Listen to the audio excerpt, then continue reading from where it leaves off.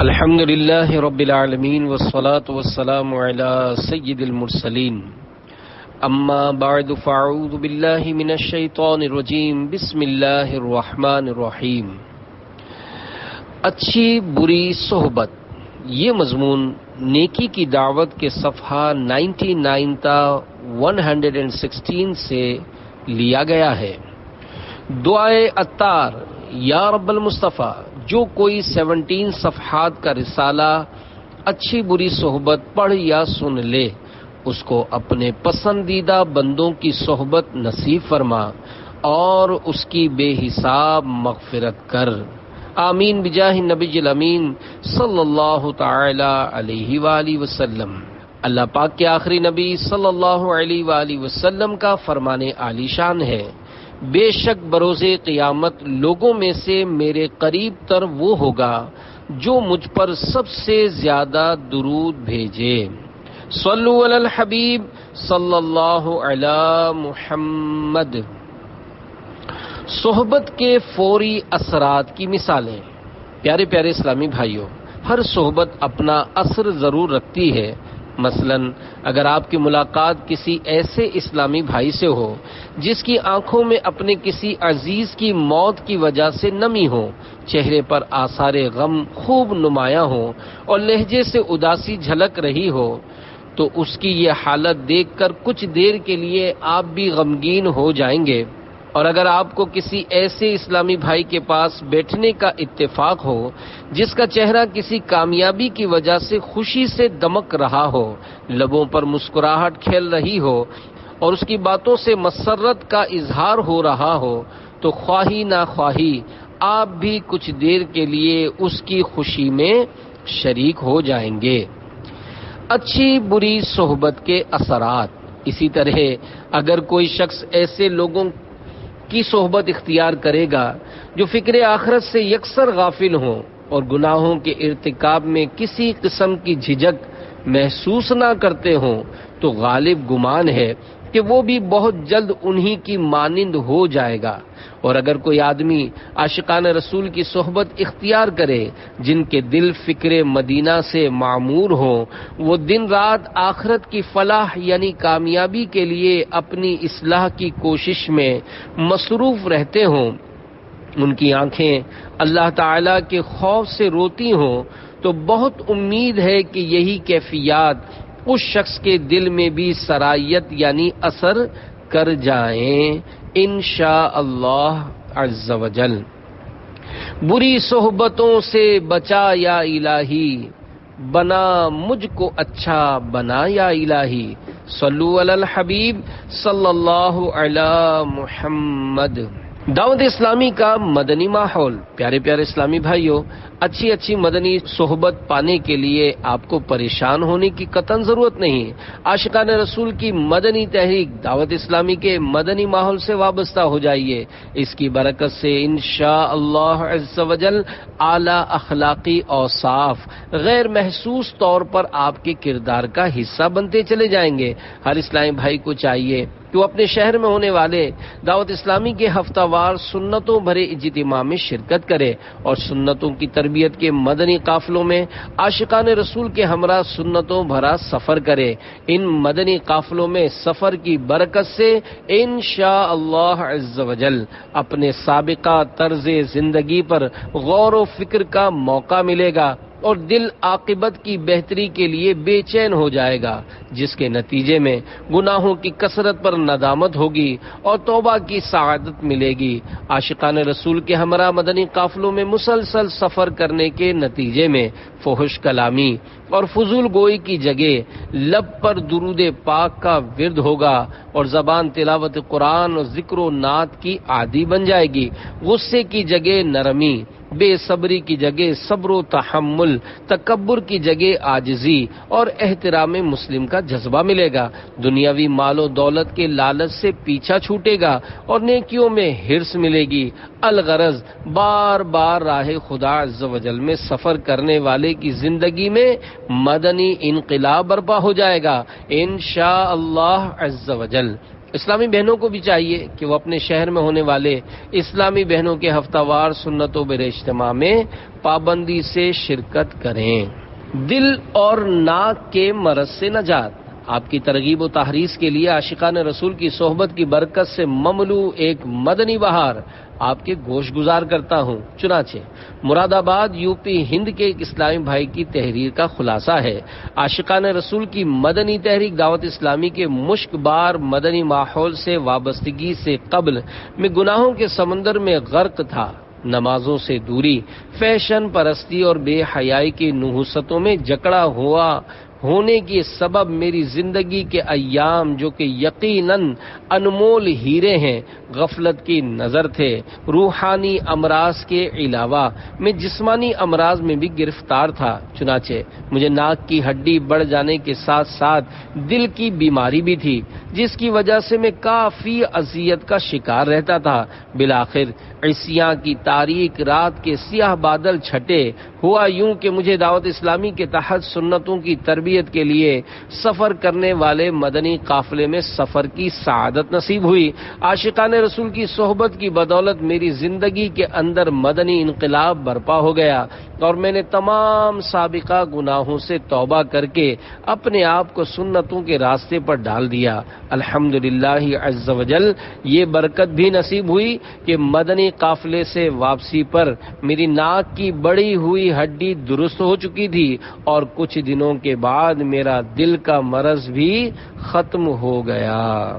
دل میں گر درد ہو، ڈر سے رخ زرد ہو، پاؤ گے فرحتیں قافلے میں چلو، ہے شفا ہی شفا، مرحبا مرحبا، آ کے خود دیکھ لیں قافلے میں چلو۔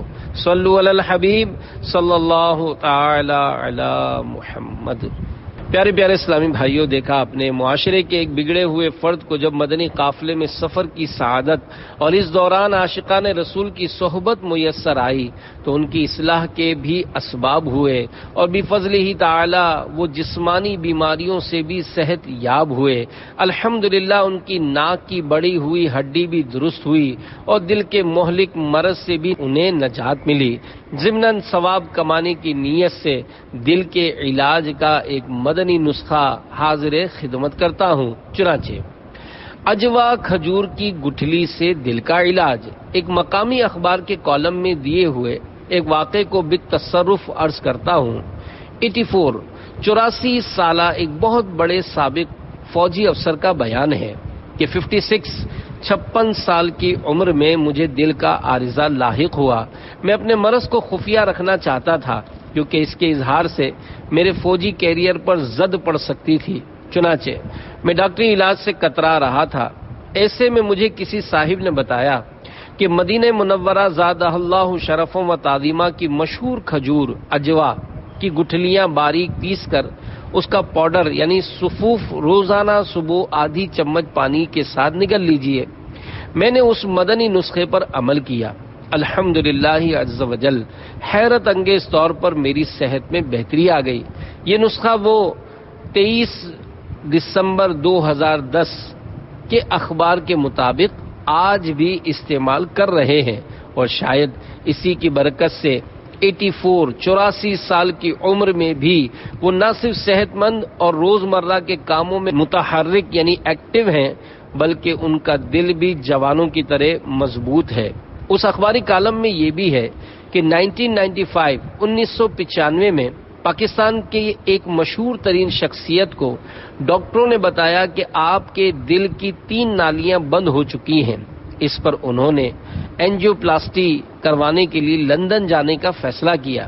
میں نے یعنی مذکورہ سابق فوجی افسر نے انہیں بھی یہ مدنی نسخہ بتایا اور مشورہ دیا کہ آپ 30 دن تک یہ علاج کر لیجئے، اگر فائدہ نہ ہو تو بے شک اینجیوپلاسٹی کروا لیجئے۔ چنانچہ انہوں نے یہ مدنی نسخہ لیا اور اس کا استعمال شروع کر دیا۔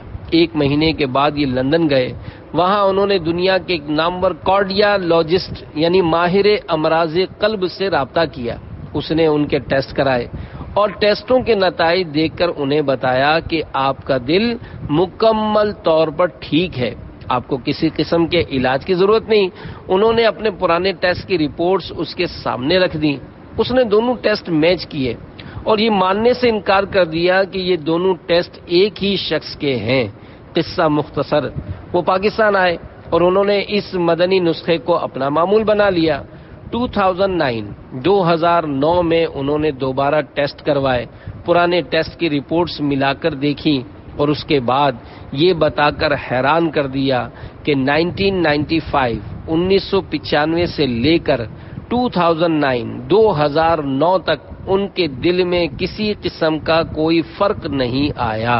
ان کا دل مکمل طور پر صحت مند ہے۔ وہ یہ مدنی نسخہ آج بھی استعمال کر رہے ہیں اور اپنے بے شمار دوستوں کو بھی کروا رہے ہیں۔ نہ ہو آرام جس بیمار کو سارے زمانے سے، اٹھا لے جائے تھوڑی خاک ان کے آستانے سے۔ مدنی انعامات دعوت اسلامی نے اس پرفتن دور میں نیک بننے کا نسخہ بنا مدنی انعامات بصورت سوالات عنایت فرمایا ہے۔ اسلامی بھائیوں کے لیے 72، اسلامی بہنوں کے لیے 63 اور طلباء علم دین کے لیے 92، دینی طالبات کے لیے 83 اور بچیوں کے لیے 40 اور خصوصی اسلامی بھائی اسپیشل اسلامی بھائی یعنی گونگے بہروں کے لیے 27 مدنی انعامات ہیں۔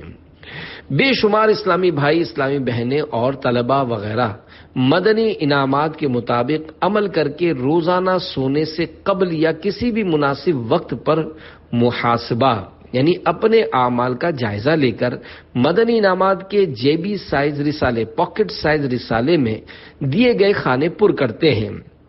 ان مدنی انعامات کو اپنا لینے کے بعد نیک بننے اور گناہوں سے بچنے کی راہ میں حائل رکاوٹیں اللہ تعالیٰ کے فضل و کرم سے دور ہوتی چلی جاتی ہیں اور اس کی برکت سے پابند سنت بننے، گناہوں سے نفرت کرنے اور ایمان کی حفاظت کے لیے کڑنے کا ذہن بنتا ہے۔ باکردار مسلمان بننے کے لیے مکتبۃ المدینہ کی کسی بھی شاخ سے مدنی انعامات کا رسالہ حاصل کیجیے اور روزانہ محاسبہ کرتے ہوئے اس میں دیے گئے کھانے پر کیجیے اور ہجری سن کے مطابق ہر اسلامی ماہ کی پہلی تاریخ کو اپنے یہاں کے مدنی انعامات کے ذمہ دار کو جمع کروانے کا معمول بنا لیجیے۔ عاملین مدنی انعامات کے لیے بشارت عظمیٰ۔ پیارے پیارے اسلامی بھائیوں، مدنی انعامات کا رسالہ پر کرنے والے کس قدر خوش قسمت ہوتے ہیں اس کا اندازہ اس مدنی بہار سے لگائیے۔ چنانچہ حیدرآباد باب الاسلام سندھ پاکستان کے اسلامی بھائی کا کچھ اس طرح حلفیہ یعنی قسم کھا کر بیان ہے کہ ماہ رجب المرجب 1426 ہجری کی ایک شب مجھے خواب میں مصطفیٰ جان رحمت صلی اللہ علیہ وآلہ وسلم کی زیارت کی عظیم سعادت ملی۔ لبہائے مبارکہ کو جنبش ہوئی اور رحمت کے پھول جھڑنے لگے۔ الفاظ کچھ یوں ترتیب پائے: جو اس ماہ پابندی سے مدنی انعامات سے متعلق محاسبہ فکر مدینہ کرے گا، اللہ تعالی اس کی مغفرت فرما دے گا۔ مدنی انعامات کی بھی مرحبا کیا بات ہے، قرب حق کے طالبوں کے واسطے سوغات ہے۔ صلو علی الحبیب صلی اللہ علی محمد۔ 10واں علاج، اوراد و وظائف کا معمول بنا لیجئے۔ پیارے اسلامی بھائیوں، ریاکاری سے بچنے کے لیے بیان کردہ معالجات کے ساتھ ساتھ حسب توفیق اول آخر ایک بار درود شریف کے ساتھ 8 روحانی علاج بھی کیجئے جن سے ریاکاری کے وسوسے دور ہوں گے۔ نمبر 1، روزانہ یہ دعا 3 بار پڑھ لیجئے۔ اللہ تعالی چھوٹی بڑی ہر طرح کی ریا دور رکھے گا۔ دعا یہ ہے: اللہم انی اعوذ بک ان اشرک بک وانا عالم واستغفرک لما لا اعلم۔ ترجمہ: اے اللہ عز و جل، میں جان بوجھ کر تیرا شریک ٹھہرانے سے تیری پناہ چاہتا ہوں اور لا علمی میں ایسا عمل کرنے پر تجھ سے مغفرت کا سوال کرتا ہوں۔ نمبر 2، جب بھی دل میں ریاکاری کا خیال آئے تو اعوذ باللہ من الشیطان الرجیم ایک بار پڑھنے کے بعد الٹے کندھے کی طرف 3 بار تھو تھو کر دیجئے۔ نمبر 3، روزانہ 10 بار اعوذ باللہ من الشیطان الرجیم پڑھنے والے پر شیطان سے حفاظت کرنے کے لیے اللہ عز و جل ایک فرشتہ مقرر کر دیتا ہے۔ نمبر 4، سورۃ الاخلاص 11 بار صبح یعنی آدھی رات ڈھلے سے سورج کی پہلی کرن چمکنے تک صبح ہے پڑھنے والے پر اگر شیطان مع لشکر کے کوشش کرے کہ اس سے گناہ کرائے تو نہ کرا سکے جب تک یہ پڑھنے والا خود نہ کرے۔ نمبر 5، سورۃ الناس پڑھ لینے سے بھی وسوسے دور ہوتے ہیں۔ نمبر 6، مفسر شہیر حکیم الامت مفتی احمد یار خان رحمت اللہ علیہ فرماتے ہیں، صوفیاء کرام رحمہم اللہ تعالی فرماتے ہیں کہ جو کوئی صبح و شام 21 بار لا حول شریف پانی پر دم کر کے پی لیا کرے تو انشاءاللہ عز و جل وسوسہ شیطانی سے بہت حد تک امن میں رہے گا۔ نمبر 7، هو الاول والآخر والظاہر والباطن وهو بكل شیء علیم کہنے سے فوراً وسوسہ دور ہو جاتا ہے۔ نمبر 8، سبحان الملک الخلاق ان یشاء یذہبکم ویأتی بخلق جدید وما ذلک علی اللہ بعزیز کی کثرت اسے یعنی وسوسے کو جڑ سے قطع کر یعنی کاٹ دیتی ہے۔ ریاکاری سے ہر دم تو بچانا، خدایا بندہ مخلص بنانا۔ صلو علی الحبیب صلی اللہ علی محمد۔ علاج کے باوجود افاقہ نہ ہو تو پیارے پیارے اسلامی بھائیوں، اگر بھرپور علاج کے بعد بھی افاقہ نہ ہو تو گھبرائیے نہیں، بلکہ علاج جاری رکھیے کہ دل کو بھی آرام ہو ہی جائے گا، کیونکہ اگر ہم نے علاج ترک کر دیا تو گویا خود کو مکمل طور پر شیطان کے حوالے کر دیا کہ اس طرح تو وہ ہمیں کہیں کا نہ چھوڑے گا۔ لہذا ہمیں چاہیے کہ ریاکاری سے جان چھڑانے کی کوشش جاری رکھیں۔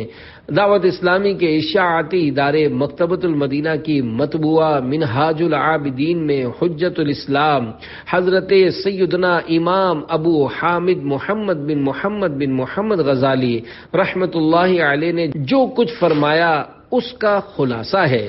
اگر آپ یہ محسوس کریں کہ شیطان اللہ عز و جل سے پناہ مانگنے کے باوجود پیچھا نہیں چھڑا رہا اور غالب آنے کی کوشش میں ہے تو اس کا مطلب یہ ہے کہ اللہ عز و جل کو آپ کے مجاہدے، قوت اور صبر کا امتحان مطلوب ہے، یعنی اللہ عز و جل آزما رہا ہے کہ آپ شیطان سے مقابلہ اور محاربہ یعنی جنگ کرتے ہیں یا اس سے مغلوب ہو یعنی ہار جاتے ہیں۔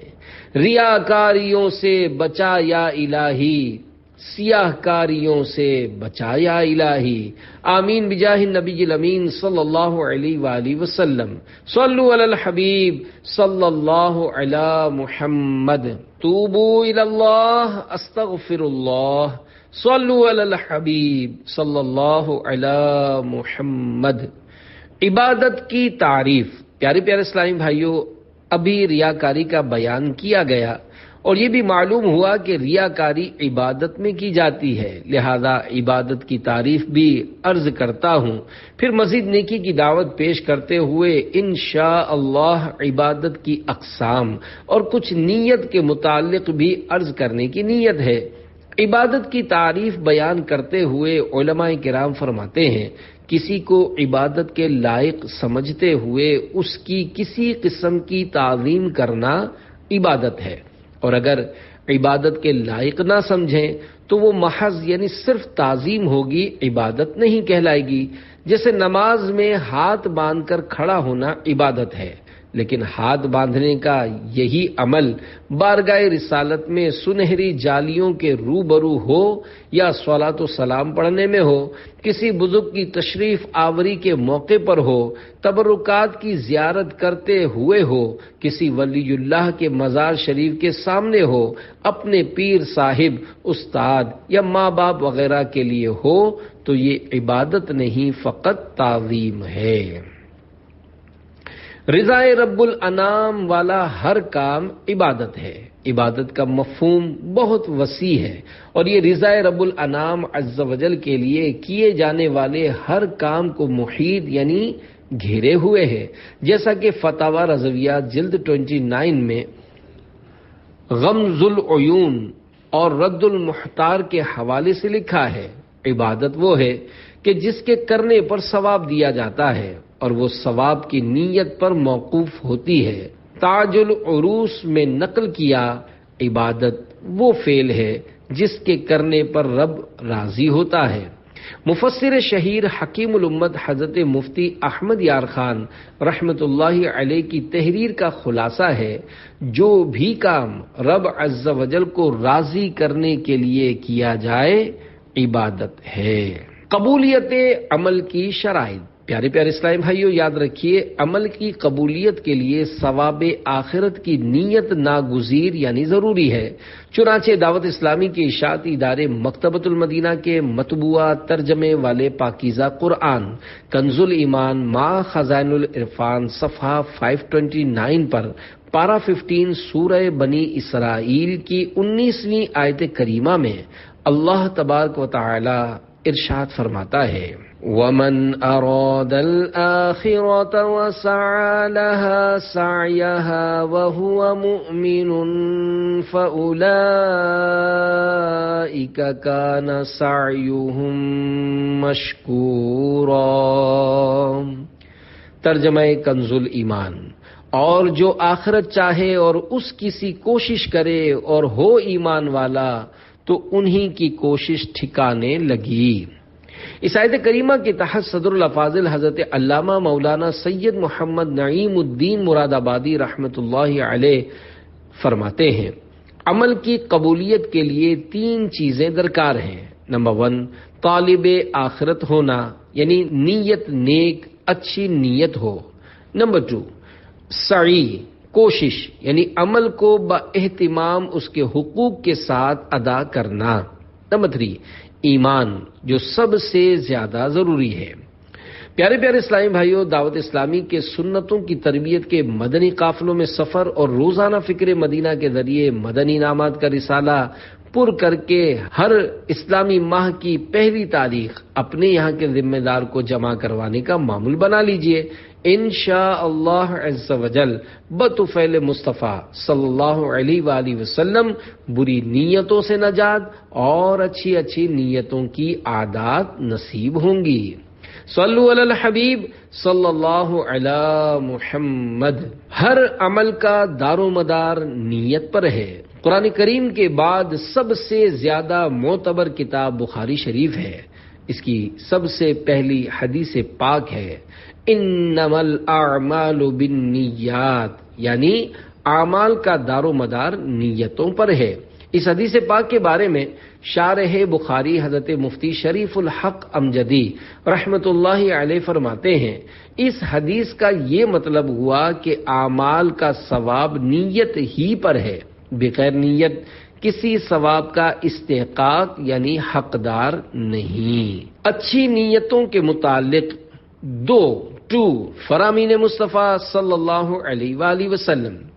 دعوت اسلامی کے اشاعتی ادارے مکتبۃ المدینہ کی مطبوعہ 853 صفحات پر مشتمل کتاب جہنم میں لے جانے والے اعمال صفحہ 173 تا 174 سے اچھی نیتوں کے فضائل پر 2 فرامین مصطفیٰ صلی اللہ علیہ وآلہ وسلم ملاحظہ فرمائیے۔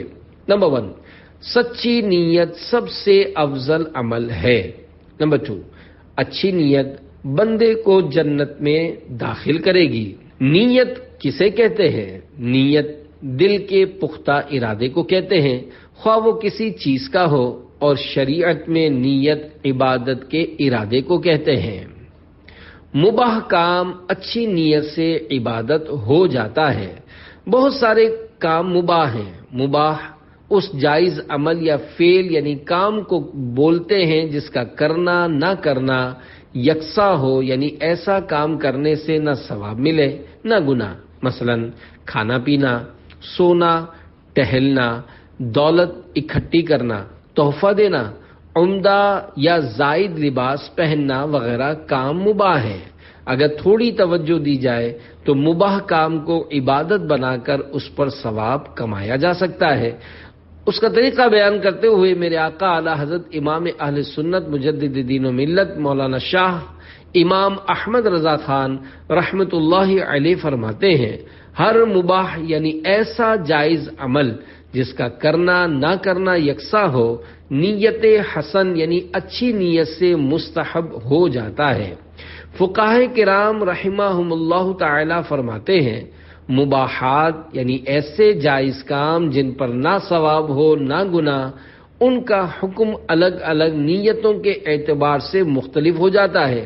اس لیے جب اس سے یعنی کسی مباح سے طاعات یعنی عبادات پر قوت حاصل کرنا یا طاعات یعنی عبادات تک پہنچنا مقصود ہو تو یہ مباحات یعنی جائز چیزیں بھی عبادات ہوں گی، مثلا کھانا پینا، سونا، حصول مال اور وطی کرنا یعنی میاں بیوی کا ملاپ۔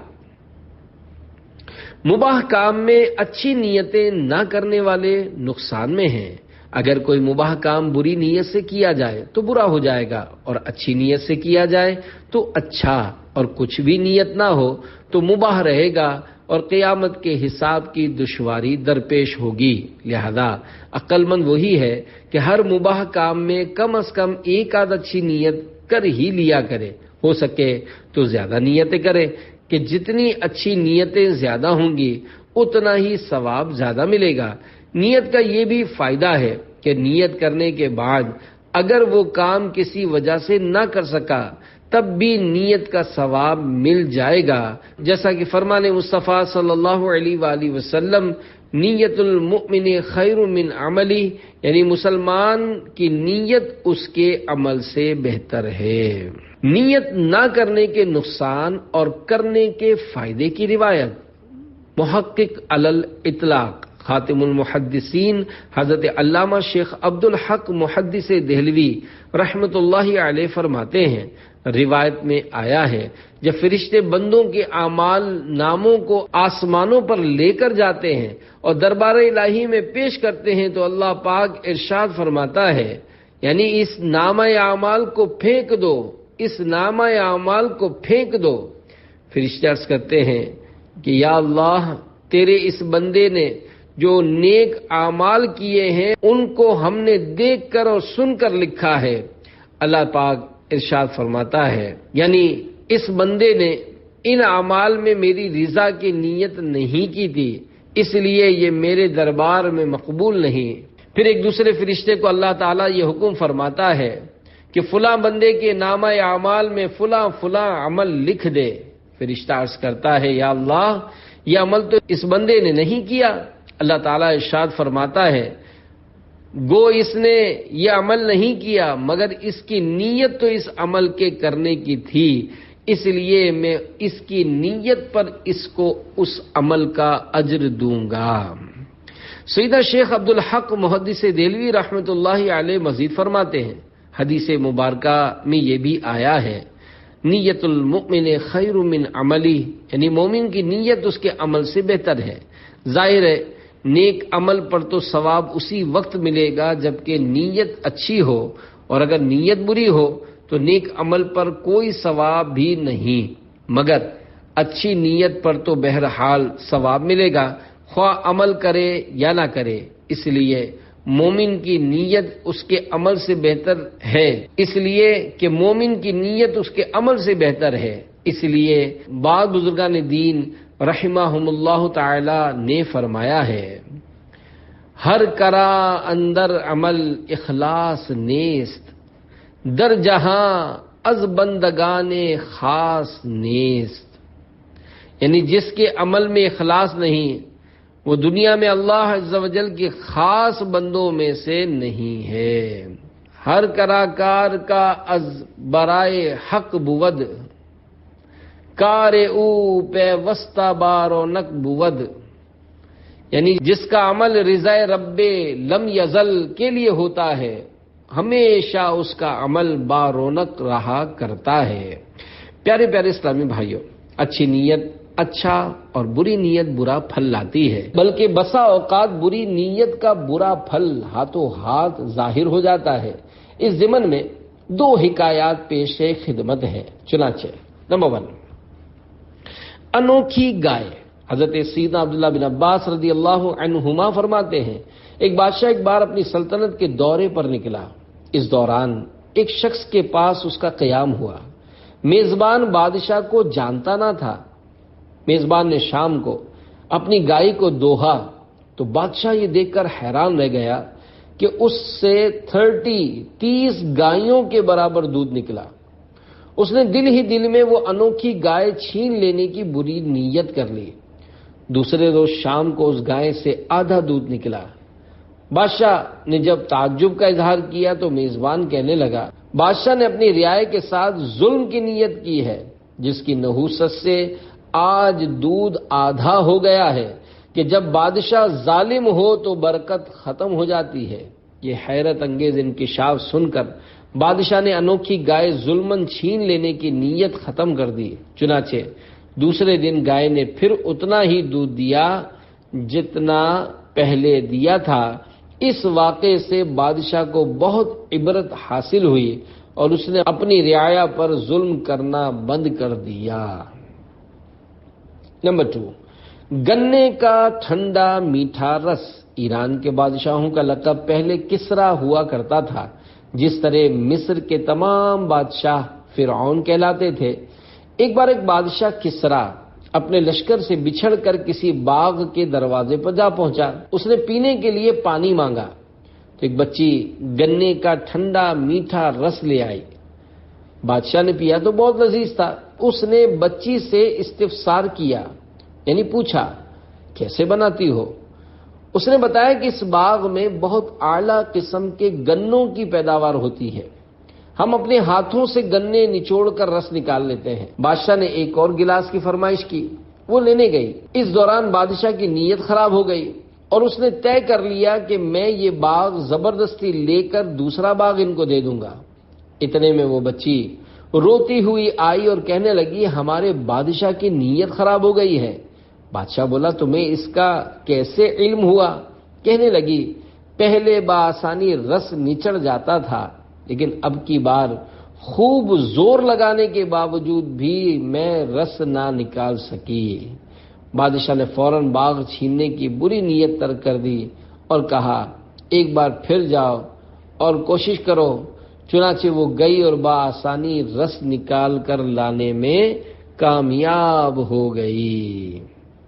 پیارے پیارے اسلامی بھائیوں، جب بھی کسی سنت وغیرہ پر عمل کرنے کا موقع ہو، اس وقت دل میں نیت حاضر کرنا ضروری ہے۔ مثلا کپڑے پہنتے وقت پہلے سیدھی آستین میں ہاتھ ڈالا یا اتارتے وقت الٹی آستین سے پہل کی۔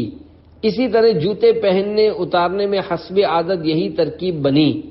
یہ سب سنتیں ہیں، مگر عمل کرتے وقت سنت پر عمل کی بالکل ہی نیت دل میں نہیں تھی تو یہ عمل عبادت نہیں عادت کہلائے گا، سنت کا ثواب نہیں ملے گا۔ نیت کے متعلق ایک معلوماتی فتویٰ۔ دعوت اسلامی کے ماتحت چلنے والے دارالفتاء اہل سنت کا نیت کے متعلق ایک معلوماتی فتویٰ ملاحظہ فرمائیے۔ بے شک بغیر نیت کے کسی عمل خیر کا ثواب نہیں ملتا، بلکہ اس طرح یہ بلا نیت کی جانے والی عبادتیں عادتیں بن جاتی ہیں۔ کسی عمل خیر میں نیت کا مطلب یہ ہے کہ جو عمل کیا جا رہا ہے دل اس کی طرف متوجہ ہو اور وہ عمل اللہ تعالیٰ کی رضا کے لیے کیا جا رہا ہو۔ اس نیت سے عبادت اور عادت میں فرق کرنا مقصود ہوتا ہے۔ اس سے پتہ چلا کہ دل کا متوجہ ہونا اور اللہ تعالیٰ کی رضا پیش نظر ہونا ہی نیت ہے، اور اسی سے عبادت اور عادت میں فرق ہوتا ہے۔ لہذا اگر عبادت میں نیت کر لی جائے تو ثواب ملتا ہے، اور اگر نیت نہ کی جائے تو عمل عادت بن جاتا ہے اور اس پر ثواب بھی نہیں ملتا، جیسا کہ حضرت علامہ علی قاری رحمۃ اللہ علیہ فرماتے ہیں، نیت کے لغوی معنی ہے قصد و ارادہ، اور شرعی معنی ہے جو عمل کرنے لگے ہیں دل کو اس کی طرف متوجہ کرنا، اور وہ عمل اللہ عز و جل کی رضا کے لیے کیا جا رہا ہو، اور نیت سے عبادت اور عادت میں فرق کرنا مقصود ہوتا ہے۔ لیکن اس کے ساتھ یہ یاد رہے کہ بہت سے اعمال ایسے ہیں کہ جن میں ہم محسوس کرتے ہیں کہ یہ محض عادت کے طور پر کر رہے ہیں، حالانکہ اس میں بھی عبادت کی نیت موجود ہوتی ہے، اور اس کا احساس اس لیے کم ہوتا ہے کہ ابتداءً یا بطور خاص جس قدر توجہ دی جاتی ہے وہ بارہا عمل کرنے کی وجہ سے برقرار نہیں رہتی۔ ہاں، اگر اصلاً یعنی بالکل ہی نیت کچھ نہ ہو تو اس پر واقعی کوئی ثواب نہیں۔ واللہ تعالی ورسولہ اعلم، صلی اللہ تعالی علیہ وآلہ وسلم۔ اچھی نیتوں کی توفیق کسے ملتی ہے؟ حجت الاسلام حضرت سیدنا امام ابو حامد محمد بن محمد غزالی رحمۃ اللہ علیہ فرماتے ہیں، ہر مباح کام یعنی جائز کام جس کے کرنے میں نہ ثواب ہو نہ گناہ، ایک یا زیادہ نیتوں کا احتمال یعنی امکان رکھتا ہے، جس کے ذریعے وہ مباح کام عمدہ عبادات میں سے ہو جاتا ہے اور اس کے ذریعے بلند درجات حاصل ہوتے ہیں۔ وہ انسان کتنے بڑے نقصان میں ہے جو مباح کاموں کو اچھی نیتوں کے ذریعے ثواب والے کام بنانے کے بجائے جانوروں کی طرح غفلت سے بجا لاتا اور خود کو ثوابوں سے محروم رکھتا ہے۔ بندے کے لیے مناسب نہیں کہ کسی خطرے یعنی ذہن میں آنے والے خیال، لحظے یعنی لمحے اور اٹھائے جانے والے قدم کو حقیر یعنی غیر اہم جانے، کیونکہ ان تمام کاموں کے بارے میں قیامت کے دن سوال ہوگا کہ کیوں کیا تھا اور اس سے مقصود کیا تھا۔ یہ بات یعنی مباح کا اچھی نیت کے ذریعے عبادت بن جانا صرف ان مباح امور کے بارے میں ہے جن میں کراہت نہ ہو۔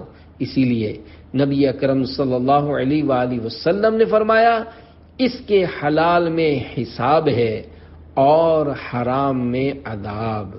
مزید فرماتے ہیں، جس کے دل میں آخرت کی بھلائیاں اکٹھی کرنے کا جذبہ ہوتا ہے اس کے لیے اس طرح کی نیتیں کرنا آسان ہوتا ہے، لہذا جس کے دل میں دنیاوی نعمتوں کا غلبہ ہو اس کے دل میں اس طرح کی نیتیں نہیں آتی، بلکہ کوئی یاد دلائے تب بھی اس کے اندر اس قسم کی نیتوں کا جذبہ پیدا نہیں ہوتا، اور اگر نیت ہو بھی تو محض ایک خیال سا ہوتا ہے، حقیقی نیت سے اس کا کوئی تعلق نہیں ہوتا۔ واش روم جانے میں بھی نیتیں کرنی چاہیے، بیت الخلاء جانے میں بھی نیتیں کرنی چاہیے۔ ایک بزرگ رحمت اللہ علیہ فرماتے ہیں، میں ہر کام میں نیت پسند کرتا ہوں، حتیٰ کہ کھانے پینے، سونے اور بیت الخلاء یعنی لیٹرین میں داخل ہونے کے لیے بھی۔ ایک صاحب چھت پر بال بنا رہے تھے، انہوں نے اپنی بیوی کو آواز دی کہ میری کنگھی لانا۔ عورت نے پوچھا، کیا آئینہ بھی لیتی آؤں؟ وہ تھوڑی دیر خاموش رہے، پھر فرمایا ہاں۔ کسی سننے والے نے جواب فوراً نہ دینے کی وجہ دریافت کی تو فرمایا، میں نے ایک نیت کے ساتھ اپنی زوجہ کو کنگھی لانے کے لیے کہا تھا، جب انہوں نے آئینہ لانے کا پوچھا تو اس وقت آئینے کے سلسلے میں میری کوئی نیت نہ تھی، لہذا میں نے نیت بنانے کے لیے غور و فکر کیا، حتیٰ کہ اللہ پاک نے مجھے نیت عطا فرمائی، اس پر میں نے کہہ دیا ہاں وہ بھی لے آئیے۔ پہلے کے مسلمان باقاعدہ علم نیت سیکھتے تھے۔ حضرت سیدنا سفیان ثوری رحمۃ اللہ علیہ نے فرمایا، جیسے سلف یعنی پہلے کے مسلمان علم حاصل کرتے تھے، اسی طرح عمل کے لیے علم نیت بھی سیکھتے تھے۔ حضرت سیدنا سری سقطی رحمۃ اللہ علیہ نے فرمایا، خلوص نیت کے ساتھ 2 رکعتیں پڑھنا تیرے لیے 70 احادیث لکھنے سے بہتر ہے۔ یا یہ فرمایا کہ 700 احادیث لکھنے سے بہتر ہے۔ حضرت سیدنا ابن مبارک رحمت اللہ علیہ نے فرمایا، کئی چھوٹے عمل ایسے ہیں جن کو نیت بڑا عمل بنا دیتی ہے۔ غار کا عابد لوگوں کو دکھانے اور واہ واہ کروانے کی نیت سے کیے جانے والے پہاڑ جتنے بڑے بڑے اعمال بھی نامقبول ہوتے ہیں۔ چنانچہ منقول ہے، بنی اسرائیل کے ایک عابد یعنی عبادت گزار شخص یعنی عبادت کرنے والے نے ایک غار میں 40 برس تک اللہ تعالی کی عبادت کی۔ فرشتے اس کے اعمال لے کر آسمانوں پر جاتے اور وہ قبول نہ کیے جاتے۔ فرشتوں نے عرض کی، اے ہمارے پروردگار، تیری عزت کی قسم، ہم نے تیری طرف صحیح اعمال اٹھائے ہیں۔